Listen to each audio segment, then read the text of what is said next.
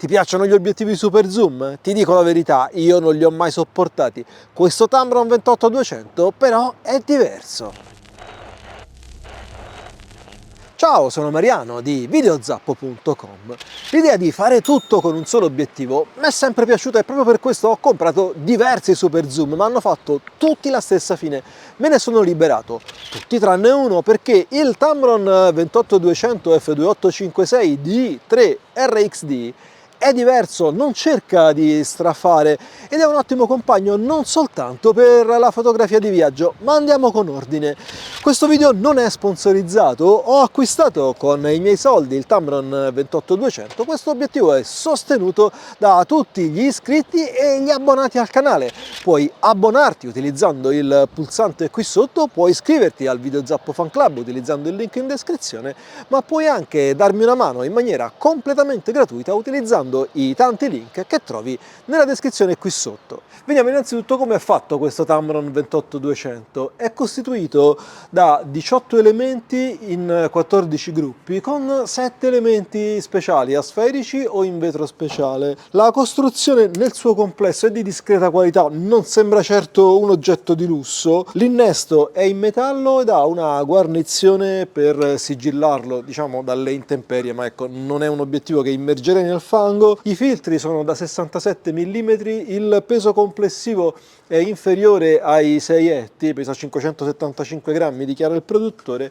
Il paraluce con l'innesto a baionetta è in plastica, anche lui fa discretamente il suo lavoro. La ghiera dello zoom è dotata di un blocco che impedisce che si allunghi accidentalmente, cosa che in realtà può succedere, ma ecco, ci devi mettere davvero una buona forza, se lo porti semplicemente addosso è difficile che succeda. La resistenza a mio avviso è giusta, la ghiera dello zoom è bella fluida, l'obiettivo ovviamente si allunga quando allunghi la focale, la messa a fuoco è focus by wire ma offre una discreta resistenza, tutto sommato utilizzabile anche con la messa a fuoco manuale. Non ci sono altri comandi sull'obiettivo, supporta però praticamente tutte le funzioni che Sony mette a disposizione dei produttori terzi, compreso l'aggiornamento del firmware dal corpo macchina. Tanti obiettivi super zoom hanno specifiche fantasmagoriche, ma poi le prestazioni sul campo sono deludenti. In questo Tamron 28-200 f2.856 invece i compromessi sono praticamente tutti scritti nel nome. La focale minima è 28 mm, che è ben diversa dai 24 di alcuni suoi concorrenti, ma questo compromesso ha permesso di avere una luminosità massima di f2.8 che per le mie necessità specifiche, ma ti direi quasi in senso generale, è piuttosto comoda una luminosità così elevata alle focali corte. Stesso discorso per la focale massima di 200 mm, che è senz'altro penalizzante rispetto ai 240, 300 o anche più di alcuni suoi concorrenti, ma anche qua la luminosità massima è f5.6, un diaframma tutto sommato utilizzabile e adesso vedremo anche con quale qualità.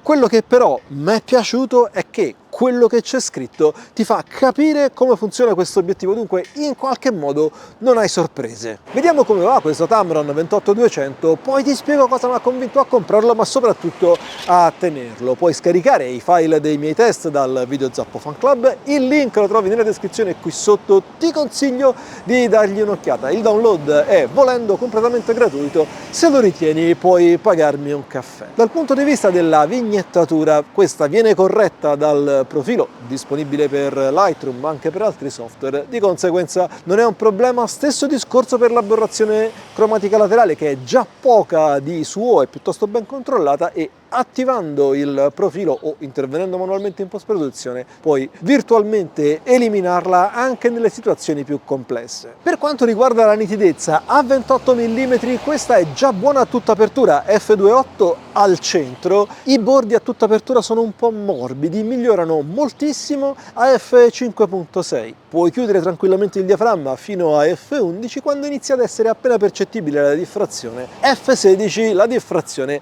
inizia a degradare in maniera percettibile la qualità dell'immagine. A 50 mm l'apertura massima è f3.5, il centro è più che buono e i bordi sono discreti. A f5.6 è nitido tutto il fotogramma dal centro fino agli angoli. Questa situazione resta più o meno invariata fino a f11 quando si inizia a percepire un un minimo di diffrazione che diventa poi evidente a f16. A 135 mm l'apertura massima diventa f5, il centro è già buono a tutta apertura, gli angoli migliorano a f5.6 e diventano ottimi a f8, f11 e f16 sono ancora diaframmi utilizzabili, a f22 la diffrazione diventa evidente. A 200 mm l'apertura massima è f5.6, tanto il centro quanto i bordi sono più che buoni, a f8 c'è un incremento di prestazioni di nitidezza su tutto il fotogramma, f11 e f16 sono diaframmi perfettamente utilizzabili, f22 la diffrazione come al solito la fa da padrone, f32 a mio avviso è un diaframma da non utilizzare se non in caso di assoluta necessità. L'aberrazione cromatica longitudinale, dunque quel fringing di colore differente tra le zone davanti al piano di messa a fuoco e quelle dietro, molto difficile da correggere in post-produzione, è buona già a tutta apertura e a tutte le focali, diventa praticamente impercettibile a f8, di nuovo su tutte le focali. La transizione tra la zona a fuoco e quella sfocata è tutto sommato gradevole, devi considerare anche la complessità dello schema ottico. Stesso discorso per il bokeh, che io trovo accettabile e direi buono, considerando di nuovo che siamo in presenza di un obiettivo piuttosto complesso. Questo è aiutato anche dal diaframma a 9 lamelle di forma arrotondata. La resistenza al FLAR è discreta, di nuovo schema ottico complesso, bisogna farci un po' d'attenzione e anche le Sunstars non sono certo il punto di forza di questo obiettivo. Sono decenti, ma di certo non le migliori che ti capiterà di vedere. Quanto costa questo Tamron 28-200? Ti lascio nella descrizione qui sotto i link tanto ad Amazon quanto a Ollo Store.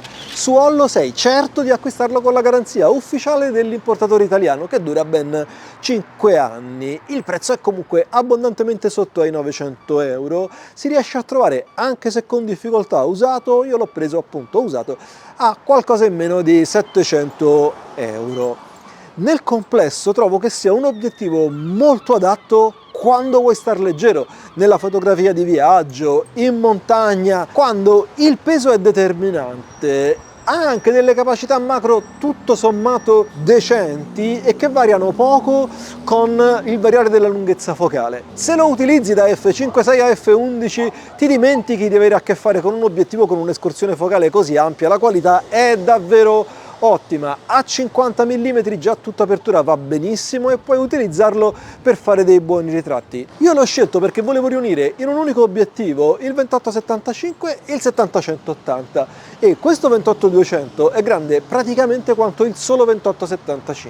Ho dovuto rinunciare alla luminosità massima f2.8 ma ho risparmiato un sacco di peso. È chiaro che quando ho bisogno effettivamente di scattare f2.8 devo portarmi dietro gli altri due obiettivi, peraltro recensiti qua sul canale, ti linko il video nella descrizione qui sotto e nella card sopra alla mia testa. È la prima volta che mi trovo così bene con un super zoom. L'ho provato per un mese in varie circostanze, dopodiché ho deciso di portarlo con me in questo viaggio negli Stati Uniti. Decisione t'assicuro sofferta, ma ora posso dirti che non mi sono affatto pentito di questa decisione e ti ho raccontato tutta l'attrezzatura che ho portato con me qua negli Stati Uniti in un video che ti linko nella descrizione e nella card. Prima di scegliere questo Tamron 28-200 f2.856 di 3 RXD avevo valutato anche altri obiettivi, in particolare il Sony 24-240 che però è un po' più pesante, decisamente meno luminoso ma soprattutto troppo poco nitido per le mie necessità. Il 24-105 Sony invece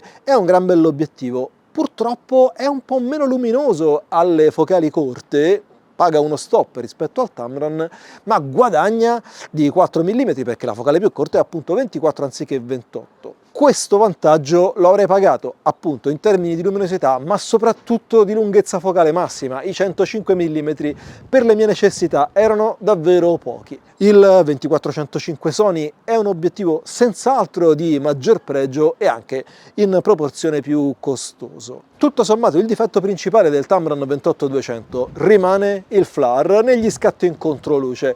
Non è certo l'aspetto in cui brilla di più, bisogna farci attenzione. Nei casi più critici puoi comunque applicare una tecnica che ti permetta di venire a capo di questo grosso inconveniente. Ti ho spiegato esattamente come fare nel video che ti linko qui accanto, dagli un'occhiata, è tanto semplice quanto efficace. Io ti ringrazio per aver guardato questo video, dammi una mano col canale, condividi il video, metti un bel like, ma soprattutto ricordati, non smettere mai di imparare. Ci vediamo nel prossimo video.